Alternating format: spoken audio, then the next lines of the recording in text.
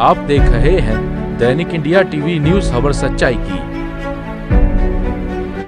नमस्कार, आप देख रहे हैं दैनिक इंडिया टीवी न्यूज़। इस टाइम ग्राउंड जीरो पर मौजूद है। जो वो लड़का आपको बता दें कि चला गया था परसों, 48 घंटे में ही पुलिस की इतनी बड़ी कामयाबी रही है कि वो 48 घंटे पूर्ण होने से पहले ही उस लड़के का पता लगा दिया गया है।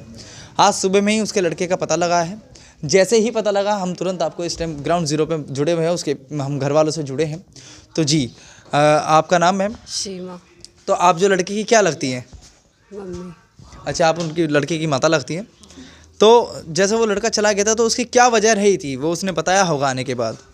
नहीं, बस वो डांटने से ही गया था वो। मतलब आपने जरा सा डांटा और वो लड़का चला गया? हाँ, बस वो चला गया। तो उसका अब पता चला होगा कि वो कहाँ कहाँ गया था, कैसे कैसे गया बस था? अयोध्या गया था, राम मंदिर।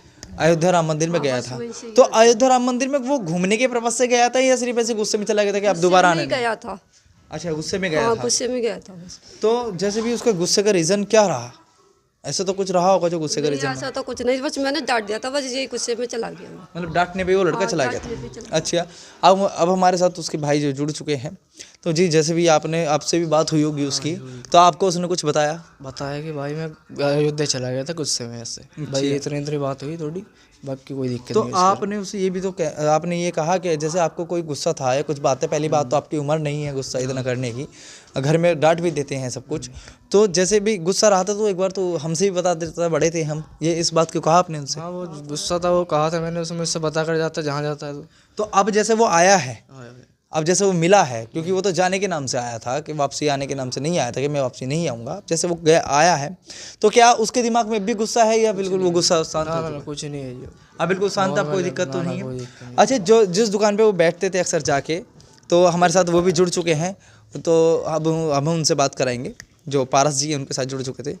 तो सर, जैसे वो मिला है आज, है ना, इस विषय में आप क्या कहना चाहेंगे? जब वो मिला है तो मेरे पे सुबह इनका फ़ोन आया है कि भैया वो ढूंढने की ज़रूरत नहीं है, वो मिल गया है। तो मैंने कहा चलो, अगर वो घर आ गया तो उसे डांटना वाटना नहीं, कुछ भी जो समझाना, प्यार से समझाना। डांट पिटाई से घबरा जाता है बच्चा, डर जाता है। हाँ, बिल्कुल। और जो वो गलती पहले कर बैठा हो, दोबारा गलती ना करे, क्योंकि अभी उसकी उम्र भी कम है और थोड़ा एबनॉर्मल टाइप बच्चा है, तो दिक्कत कहीं और भी आ सकती थी। ये तो ऊपर वाले का शुक्र है कि वो बच्चा टाइम से इनके घर पे आ गया। अच्छा, जैसे एक बात हमारे बीच में कल हुई थी, आपके द्वारा बताया गया था कि भाई मैंने बात नहीं की थी, उसने 3000 रुपये मंगाए थे और इस वजह से। तो अब हम ये कहना चाहेंगे कि क्या आप आगे से जैसे वो मांगेगा इस तरीके की, कोई भी मांगता है आपसे बच्चा, कि बच्चे को आप पैसे ऐसे ही दे देंगे या उसके घर वालों से आप पहले बात करेंगे? पहले घर वालों से मैं अक्सर बात करता हूँ, क्योंकि जैसे घर में कभी ज़रूरत पड़ जाती है तो मुझसे पैसे मंगा लेते हैं, और जब इनके कहीं से तनख्वाह पैसे आते हैं तो मेरे पैसे मुझे भेज देते हैं। तो ये सुविधा रहती है। अब अचानक से ही, मैंने बताया ना, कल मेरे ध्यान ही नहीं रहा, मैंने उसको गिन के पूरे दे दिया और एक एट ए टाइम दे दिए।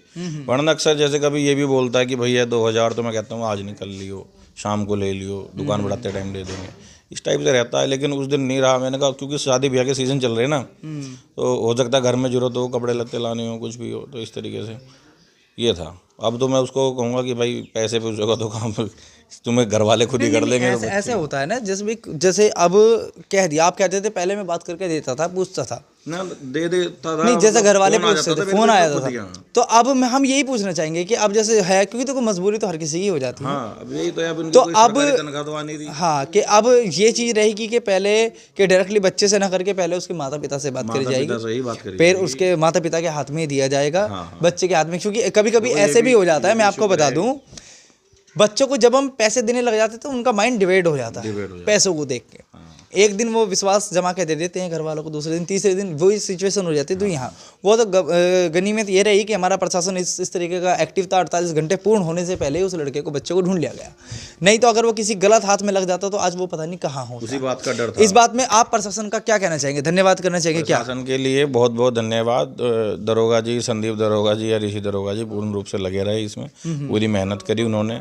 सभी जगह उन्होंने फैक्स करा, ईमेल करे, लड़के का फोटो भी उन्होंने वायरल करा।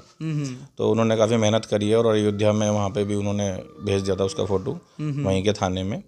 लेकिन ये खुशी की बात है कि वो लड़का अपने आप ही घर पे आ गया चल के। क्योंकि ऐसा होता है, बच्चा जब रूठ जाता है तो सोचता है चाहे मर जाऊंगा, घर नहीं जाऊंगा। बिल्कुल, इस वाली कंडीशन में माँ बाप को हमने देखा, हमने और बच्चों के केस सुने, 8-8, 9-9, 10-10 साल बाद बच्चे घर आ रहे हैं। तो उस चीज़ से बचना भी थोड़ा ज़रूरी है। खैर, ये तो शुक्र है ऊपर वाले का।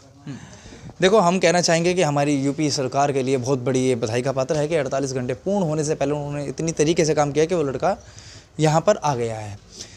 लगातार खबरों को देखने के लिए बने रहिए दैनिक India TV news. Praveen Kumar के साथ नमस्कार।